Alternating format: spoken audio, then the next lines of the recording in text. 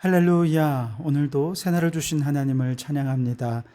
오늘도 말씀을 나누는 이 시간 성령님께서 우리와 함께 해주셔서 이 말씀이 더 잘 이해되고 믿어지도록 성령의 역사로 충만한 이 시간이 되기를 주님의 이름으로 축원합니다.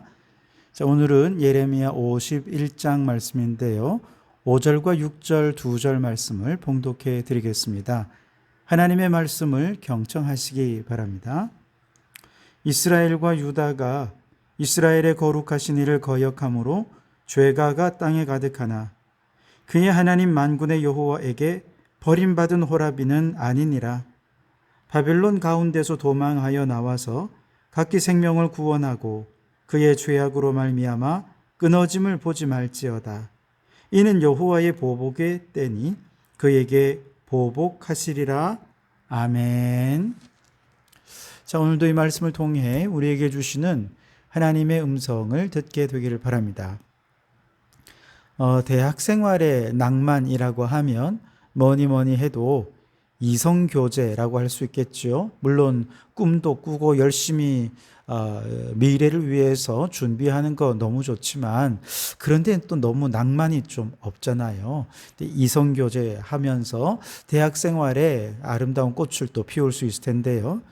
그런데 이런 이성교제가 쉽지 않은 학과들도 있어요. 바로 이공학과죠. 이공계열입니다. 요즘도 공대에는 남조 현상이 굉장히 심하죠. 근데 옛날엔 지금보다 훨씬 더 심했거든요. 그래서 인터넷 자료를 제가 찾아보니까요. 2005년에 포항공대 학생이 학교 신문에 기고한 글의 제목이 뭐냐? 우리 학교 남학생은 호라비 신세라고 하는 제목이었습니다. 내용을 보면 공대의 특성상 남학생이 80%가 넘고 여학생은 아주 적다 보니 한창 연애도 하고 청춘을 즐기기도 해야 할 때에 4년 내내 연애도 한번 못 해보고 솔로로 지내야 하는 생활 여건 때문에 그들은 자기들끼리 호라비 신세다라고 자주 섞인 말들을 한다는 겁니다. 그런데 사실 이런 현상은 좀 더 깊이 들어가 보면 학교가 지방에 있는 데다가 이공계 대학을 기피하는 현상이 함께 맞물려 있어서 더 심각한 현실이 되고 있다라고 꼬집었습니다. 그리고 그는 이 현상이 지속되는 것은 학교뿐만 아니라 국가적인 손실이 될 것이다 라고 말하면서 이런 이공계 기피 현상 속에서도 열심히 공부하고 연구하는 이런 학생들이 공부 여건만 좋게 할 게 아니고 생활의 여건도 좀 따뜻하게 관심을 가져달라라고 하는 그런 내용인데요. 아주 재밌고 또 너무 귀엽기도 하고 그런 기고 내용이었습니다. 우리가 흔히 남자들이 가장 처량한 신세가 되었다라고 말할 때 대명사처럼 쓰는 말이 호라비 신세라는 말이죠. 호라비와 관련된 옛말을 찾아보니까 이런 말이 있더라고요. 호라비 집 앞은 길이 뽀얗고 홀 어머니 집 앞은 큰 길 난다, 이런 말이 있더라고요. 무슨 뜻인가 찾아보니 젊을 때 남자들은요 친구들이 많이 와요. 또 일하는 것 때문에 많은 사람들을 사귀죠. 그래서 여러 가지 이유로 그 집을 찾는 사람들이 많아요. 그렇지만 남자들은 늙고 홀로 되면 이제 찾는 사람이 적어져서 집 앞에 사람이 다니지 않으니까 아주 뽀얘진다는 거죠. 먼지만 쌓인 것입니다. 하지만 여자들은 좀 다릅니다. 남편이 있는 동안에는 남편에 매여 사느라 바깥 출입도 제대로 못했어요. 그런데 남편이 먼저 돌아가고 과부가 되고 나니 그 전에 친구를 못 사귀었던 새로운 친구도 사귀고 만나지 못했던 이웃들도 만나고 그러면서 그들이 문턱이 닳도록 끊임없이 많이 찾아와서 그 집 앞에는 아주 큰 길이 난다는 것이죠. 그만큼 호라비 신세는 외롭다, 처량하다, 이제는 나이 많아서 쓸모없어진 존재다, 이런 의미가 그 속에 담겨져 있는 것 같습니다. 자, 그런데 오늘 성경 말씀에 나라가 망한 이스라엘과 유다 백성들을 바로 이 호라비 신세에 비유하고 있어요. 5절과 6절을 다시 한번 읽겠습니다. 이스라엘과 유다가 이스라엘의 거룩하신 이를 거역함으로 죄가가 땅에 가득하나 그의 하나님 만군의 여호와에게 버림받은 호라비는 아니니라. 바벨론 가운데서 도망하여 나와서 각기 생명을 구원하고 그의 죄악으로 말미암아 끊어짐을 보지 말지어다. 이는 여호와의 보복의 때니 그에게 보복하시리라 그랬습니다. 북이스라엘이나 남유다가 하나님을 거역하는 그들의 죄악으로 인해서 나라가 망하고 바벨론의 포로로 끌려가서 마치 호라비처럼 외롭고 처량하고 정말 쓸모없어진 신세가 될 것이라는 거예요. 이거는 돌이킬 수 없는 하나님의 현실이라는 것이죠. 하나님은 그렇게 반드시 하실 것입니다. 그러나 그렇다고 해서 아예 아내에게 버림받아서 완전히 홀로 된 호라비 신세는 아니라는 거예요. 왜냐? 마치 호라비가 다시 아내를 만나서 가정을 회복하고 사랑을 회복하게 되는 것처럼 유다는 다시 나라를 회복하고 하나님 사랑을 회복할 것이기 때문이다 라고 말하는 것이지요. 그리고 그 회복의 때가 언제냐? 바벨론이 멸망하는 날이라는 거예요.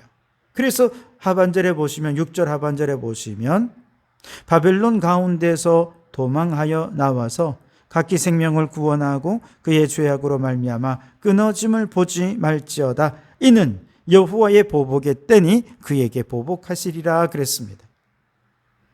호라비 신세가 된 유다와 이스라엘은 바벨론의 포로 신세가 되어서 70년을 보내게 될 것입니다. 그러나 바벨론도 우상 숭배와 교만의 죄로 인해서 하나님께 큰 죄를 범할 것이기 때문에 하나님께서 그들에게 심판하시는 그날에 다시 이스라엘은 유다는 바벨론에서 도망쳐 나와라. 그렇게 해서 그날에 땅도 회복하고 성전도 회복하고 제사도 회복해서 다시 하나님과 결혼 언약을 회복하듯이 그렇게 하나님과의 언약의 관계를 회복하는 날이 오게 될 것이라는 것이죠. 그러니 장차 나라가 망하고 포로가 되는 큰 고난이 온다 하더라도 마치 버림받은 호라비처럼 좌절하고 절망하고 초라한 모습으로 살지 말고 언젠가는 다시 그 하나님과의 사랑, 하나님과의 영적 교제를 회복하게 될 거야. 나라도 회복하게 될 거야. 제사도 회복되고 성전도 다 회복될 거야. 라고 하는 기대와 소망을 가지고 고난의 한복판에서 구원의 노래를 부르는 자가 되라. 희망의 노래를 부르는 자가 되라. 라는 것이죠. 그리고 바로 그 날이 언제입니까? 바벨론이 멸망하는 날. 바벨론이 멸망하는 날 이스라엘은 구원을 받게 될 것입니다.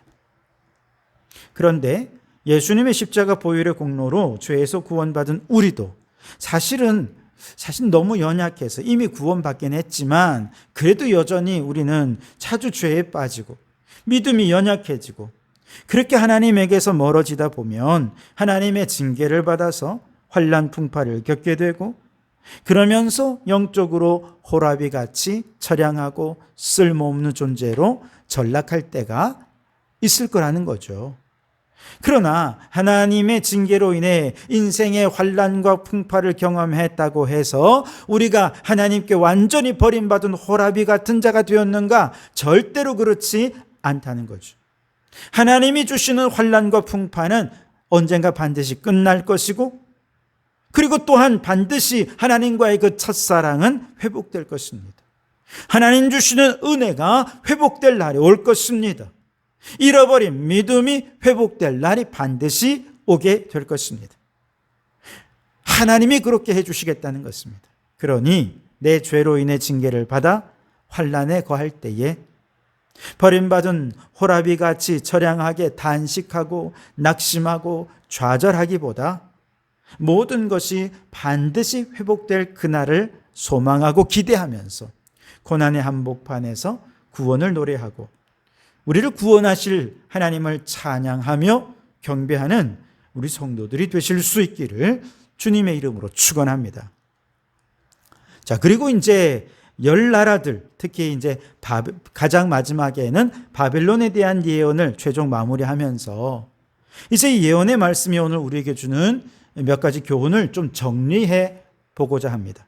첫째는 지금까지 얘기했던 내용들을 정리하는 건데요. 첫째는 하나님께서는 역사에 대한 절대 주권을 갖고 계시고 모든 역사는 하나님의 뜻에 따라 움직인다는 것이죠. 그러니 우리는 역사 속에서 하나님의 운행하심을 보고 하나님의 뜻을 바라보면서 그 뜻이 이루어지는 곳에 우리가 머물 수 있는 영적 안목이 길러져야 하겠습니다. 둘째로 하나님을 대적하는 인본주의 세력은 결국 비참한 최후를 맞이하게 된다는 것이죠. 바벨론은 하나님의 징계의 도구로 쓰임을 받긴 했지만 그들의 교만과 탐욕으로 인해 하나님을 두려워하지 않는 인본주의의 대표적인 나라가 되었습니다. 이처럼 하나님을 두려워할 줄 모르는 인본주의 세력 어떻게 됩니까? 지금은 나라가 부강해지고 형통하고 누구도 그들을 건드릴 수 없을 것만큼 강대국이 되었다 할지라도 결국 그들은 다 수치를 당하고 무너지는 것처럼 인본주의자들도 마찬가지로 지금 그들이 자신의 능력을 믿고 지혜를 믿고 힘을 믿고 잘 나간다 해도 다 무너질 것입니다. 하나님 앞에 다 수치를 당하게 될 것입니다. 세 번째로 역사는 하나님의 심판으로 종결될 것이라는 겁니다. 우리 기독교 역사가는 하나님이 세상을 창조하심으로 시작이 됩니다. 하나님이 온 우주를 창조하시고 그리고 인류의 역사가 전개되는 내내 하나님은 그 모든 역사 속에서 일하고 계십니다. 창조주와 역사의 운행자가 되시는 하나님께서는 장차 종말의 때에 만유를 심판하심으로 모든 역사를 종결하시고 새 하늘 새 땅의 새 역사가 시작될 것입니다. 바벨론 제국의 멸망은 이에 대한 실증적인 사례를 우리에게 보여줍니다. 강대한 제국 바벨론이 하나님의 심판에 의해서 갑자기 무너졌죠. 마찬가지로 인간이 이룩한 모든 문명과 제도, 업적들을 포함하는 인류의 역사는 하나님의 종말론적 심판을 통해 완전히 종결될 것입니다. 마지막으로 하나님의 말씀은 반드시 성취된다는 것을 우리에게 교훈하고 있습니다. 바벨론에 대한 멸망의 예언은 이미 그들이 제국을 형성하기 전부터 이사야를 통해 주어졌습니다. 그리고 바벨론이 한창 번영하고 형통하고 결코 망할 수 없다, 상상도 못할 일이다 라고 하던 그때에 예레미야 선지자를 통해서 또 한 번 바벨론은 멸망할 것이다 라고 하는 예언이 주어진 것이죠. 그리고 이러한 예언은 말씀대로 성취되었습니다. 이는 하나님의 모든 말씀은 다 진실하고 그 말씀은 반드시 성취될 것이라는 것을 우리에게 보여주는 것이죠. 결국 하나님께서 주신 세상 종말에 대한 예언과 새로운 세상의 도래에 대한 예언도 진실합니다. 반드시 성취될 것입니다. 인본주의자들은 세상 종말에 대한 모든 예언이 선포된 이후에 수천 년이 지났지만 예언이 성취되지 않고 지금 여전히 종말이 오지 않고 있지 않느냐라고 주장합니다. 그러나 그것은 하나님의 시간과 인간의 시간이 다르다는 것을 잘 모르는 오해에서부터 비롯된 생각입니다. 베드로후서 말씀해 보면 주께는 하루가 1000년 같고 1000년이 하루 같다라고 말씀하지 않습니까? 그러니 인간의 시간의 개념을 가지고 하나님의 시간을 잣대를 뒤어서는 안 됩니다. 그처럼 떠들어대는 사람들은 장차 하나님의 말씀이 실현되어 세상에 종말이 임하고 새로운 세상이 도래할 때 자신의 불신과 무지로 인해 그들은 영원한 수치를 당하고 말 것입니다. 여러분, 우리 하나님은 역사의 주인이십니다. 그 하나님께서 오늘 나의 주인이시고 우리 각자 한 사람 한 사람의 주인이 되심을 믿음으로 고백하실 수 있기를 바랍니다. 우리의 주권자이신 하나님은 지금도 말씀으로 세상의 역사를 운행하고 계시고 그 말씀을 성취해 가십니다. 그러니 여러분, 이제 하나님의 주권을 인정하고 그 주권 아래에 순종하는 삶, 말씀을 더욱 가까이 하며 그 말씀의 통치에 순복하는 삶을 살아가는 우리 모든 성도들이 되시기를 주님의 이름으로 축원합니다. 기도하겠습니다. 하나님, 죄로 인해 호라비 신세가 된 선민들을 반드시 회복시켜 주시고 하나님과의 사랑을 회복하여 호라비 신세 면하게 해 주시리라 약속하신 것처럼 오늘 호라비 신세처럼 처량하고 고통스러운 현실에 믿음이 흔들린다 하더라도 하나님 반드시 그 사랑 회복시켜서 호라비 신세 면하고 더 깊은 하나님 나라, 하나님의 꿈, 하나님의 소망을 가진 자로 서게 해 주실 줄 믿습니다.